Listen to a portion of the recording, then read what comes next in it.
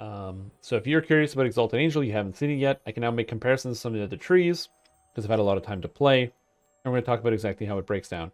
But important note, there's no visual aspects of Exalted Angel, so we pretty much just have the notes to go off of. So, what is Exalted Angel for? It is for positive healing, light, and fire spellcasting, and for 9 divine casters looking into the path of Exalted Angel, they may find help in laying the undead to rest and some defensive tools. So, core abilities. The first core is Astral Touch. You gain the magical training feat, and you also gain the appropriate spell powers and the spell DCs, the same thing you're going to see in every other spellcaster core. At 23, which is the third core, or second core, so core 3. It's just because that's like level 3, that's what they call it, that's like shorthand. Deepening Faith, you get spell point pool increased by 10%, which is what already existed. This is not stack with Deepening Arcana, which is in Magus of the Eclipse. And then core 6, Angelic Charge. You gain a Leap of Faith like on a ability on a longer cooldown than Leap of Faith. But if you have Leap of Faith, it gives you 3 charges. Now, a dash effect is already very good, so there's no real downside to this effect. You're going to be happy with the dash.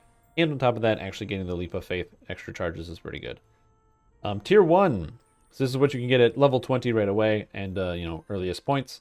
We have Subtle Flame, which is minus 30% spell threat for 3 points. There's a lot of minus spell threat in this tree. I don't really have a problem with that. I think it's fine that there's minus spell threat everywhere. It's convenient, especially when you're trying to burst stuff down and you're pulling aggro on stuff. Born by the Flame is fire and light resist as well as absorption. This one, I don't think it's very good. I don't know when you would put points into this because 5% is a really low number.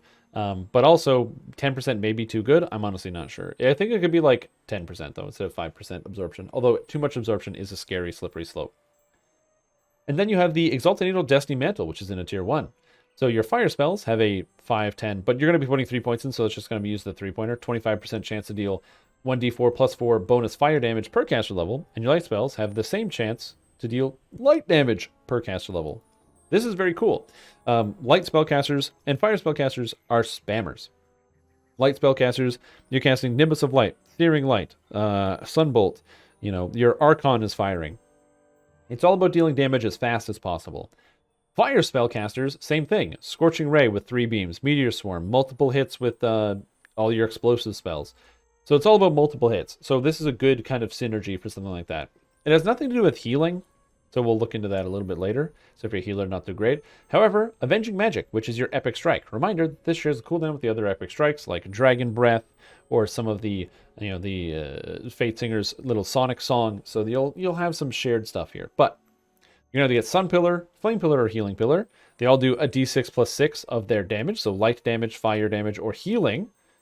And it has a cooldown of 6 seconds. It looks like there's no spell cost here, and this is a lot of damage. It's effectively the same damage as Autoluke's Freezing Sphere, but to one person, and it costs 5 mana, so you can constantly just whip this out, and it's pretty strong. It's a good amount of damage, especially since it takes all your spell-like abilities or not spell-like abilities, your metamagic feats all at the same time. Then we have Bane of Undeath, which gives you Turn Undead, uses of Turn Undead. If you have the improved turning feat, increase your turns DCs by a maximum of 1, 2, and 3. I don't know if this is going to help you with turning, but it might be okay. So if you're going to this tree, Healing Pillar is an extremely powerful heal. Anybody can use this, and you just have to go to Exalted Angel. It's arguably better than Rejuvenation Cocoon, and it's right here. The downside is it's an Epic Strike, which means it actually shares a cooldown with some of the other abilities, whereas Cocoon does not. So keep that in mind. Next, we have the Tier 2, Divine Protection, 2 AP, 6 MRR. I feel like this could be a little juicier, but it's all right for now. Stand to be Judged. Targeted foe at any range, but within line of sight, is dazed for 8 seconds. Taking damage breaks the daze with a 20-second cooldown. Now, I thought this ability was kind of mediocre, but it gets better. You can upgrade it later. We'll look at that in a sec. Angelic Body, so you can upgrade your Destiny Mantle, so you are immune to natural poisons and natural diseases, which is pretty good. Immunity to diseases and poisons is very convenient. Scorpion poisons, a lot of monster poisons that are coming in at you that will knock down Constitution saves, especially when you're in High Reaper and something bites you for like minus 100 Constitution. This is a big problem, so that'll be nice to have. Saving Grace, so you no longer fail will saves in a 1, is just good. And Endless Turning gives you your turns regenerate, and when you turn undead, you apply Restoration. This ability is kind of sad. I would like to see Endless Turning shoved into Bane of Undeath. Like, just put it all into one thing. Turning sucks. I don't want to have to spend 6 points to turn, so I would love to see that get adjusted. So there's more stuff in the Tier 2. Tier 3. Angelic Spell Focus gives you either Evocation, Conjuration, Necromancy, or Enchantment DCs, up to 3. You can choose between them. Blessed Implements, while wielding a favored weapon, you gain +8 to saving throws versus poisons, diseases, and curses. I think it's kind of weird that you get immunity and then also bonuses to saving throws. I would like to see added on here, maybe enchantments added onto this list, and I feel like it could be fine. Because remember, poisons and diseases, the magical ones will still get you. You know, your mummy rots, the pit fiend poison, they'll get you from Eretrachos. So keep that in mind. Holy Presence. While in your Exalted Angel, Destiny Mantle, and Conscious, you and your allies in close range heal for 1d4 plus 1 bonus hit points per cast level in positive energy every 6 seconds. Now, to put this in perspective, if you are level 23, which is what is required here, that is, I'm just going to pull up the calculator here so we can so we can get the damage here. So a d4 plus 1 per level, that's 2.5 plus 1. It's 3.5, and we're 23. That's 80.5 base average healing per level, right? So that's not bad. So whenever you pulse out, it's going to be around 80 points each time. Obviously, it's D4, so there's a bit of a variance in there. I think it can be as low as, as low as 46 and as high as like 100 and something, but around 80 is, fine. Compare this with the Cleric Aura. So this is the base here. The Cleric Aura of healing is 6. So you can see how this passive aura is very nice. It also stacks together. You can use it as a favored soul. You can use it as a cleric. Very powerful ability. Holy Presence, very strong. Purity of Mind and Soul for 20 amp, just good. And Shadows Upon You. When you turn undead, foes in the area become cursed with Shadows Upon You, reducing all saving throws by 1 for 20 seconds. Whenever this foe is damaged by spells or attacks, saving throws are reduced by an additional 1 per 5 seconds. This is actually really good.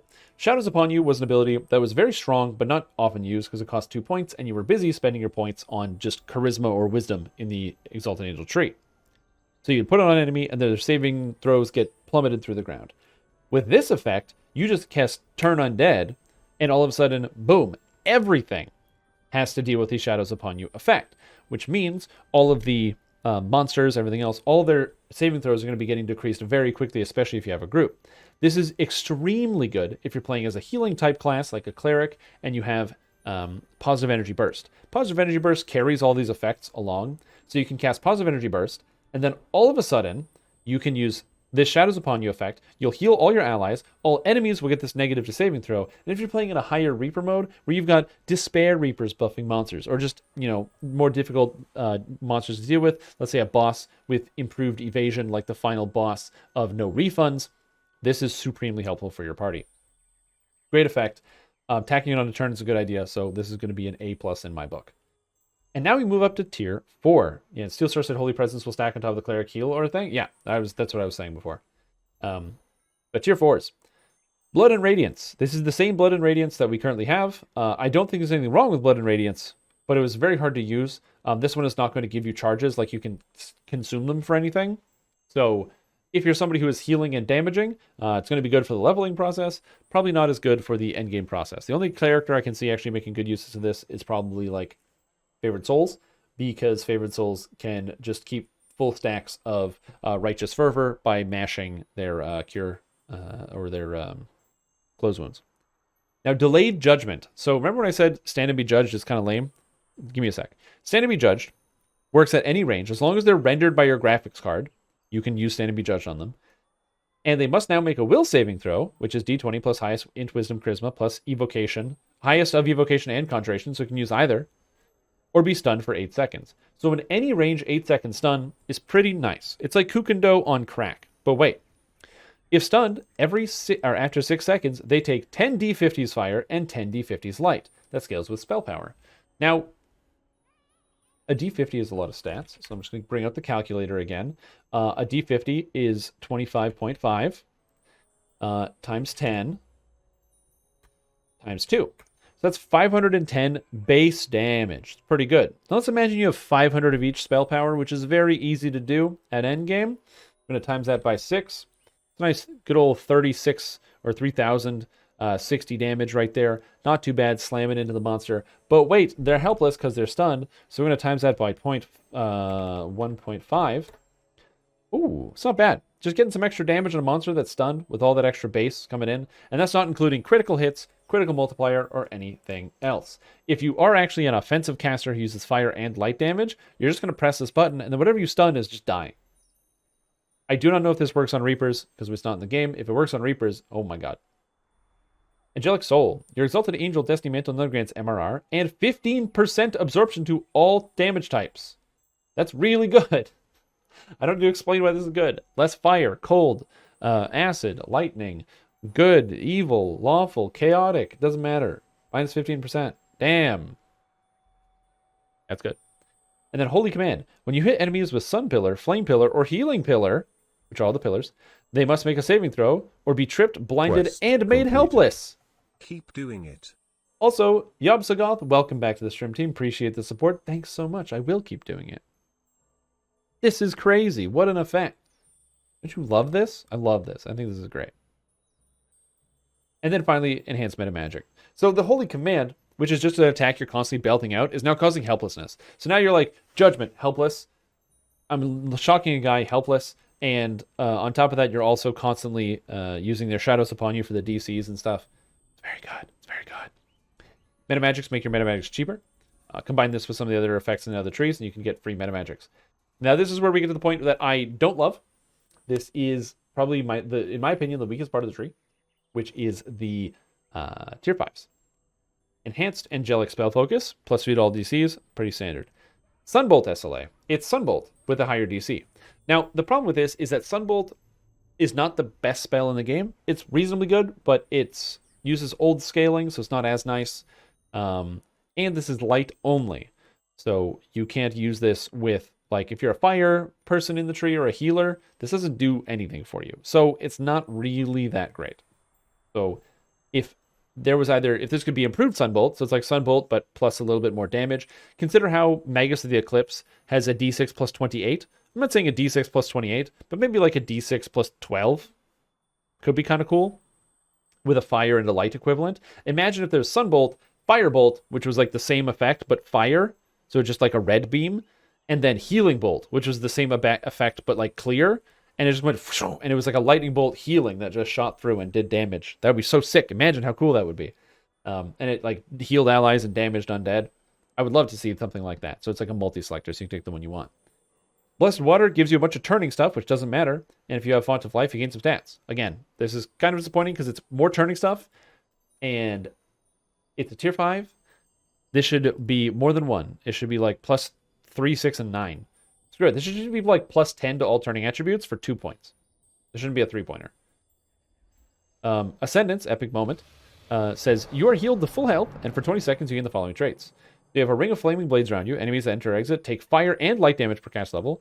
And on top of that, allies that enter gain positive healing as well.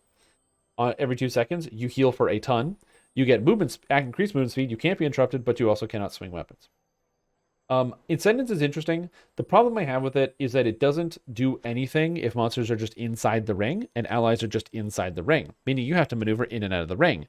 However, there's a lot of scenarios where it's more fortuitous for you to be doing things that's proactive to what you're trying to do.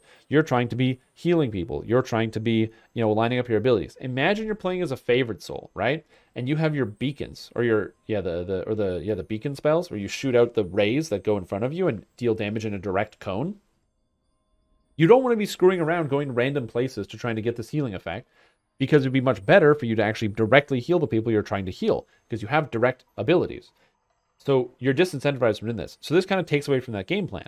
You're playing as a cleric. Well, you have a healing aura. You have the aura from your actual shield, or not shield, the actual effect here, and you have the aura from the or you have like positive energy bursts and cures, mass cures. You don't want to leave either. So it's a cool idea, and I think that the epic moment is neat.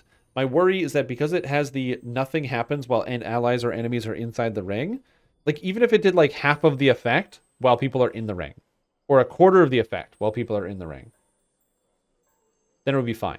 But like, because it doesn't do anything while people are in the ring, I'm worried that there's going to be a lot of scenarios where you press it and then you do one thing and then you have 20 seconds where nothing else happens. So I think that could see an adjustment there. And then finally, Metamagic Attunement. You gain Empower Healing, and if you don't have it, it doesn't cost mana.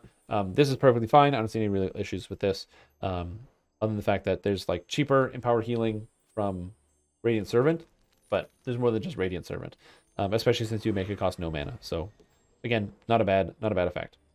So overall, I think that the Exalted Angel is very cool. I like pretty much everything. Like I said, most of the stuff I would just like to shove together. I think Divine Protection could use a little juice. I think that Endless Turning and Bane of Undeath should be turned into one thing called Bane of Undeath.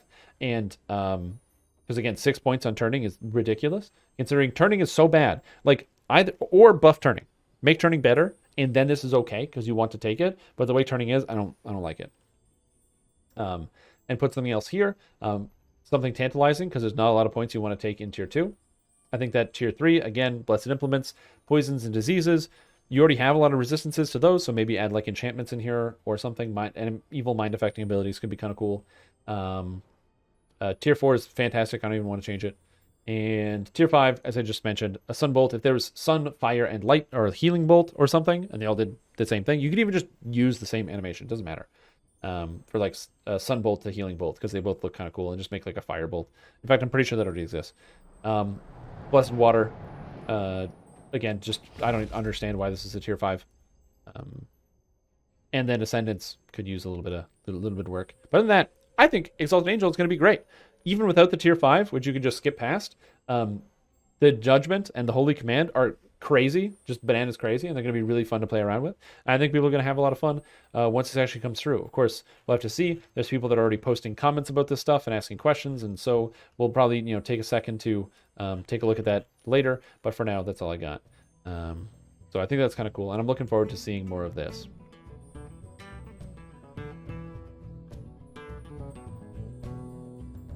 Also, I was doing that performatively for a YouTube video. You guys want to read the comments? Let's read the comments.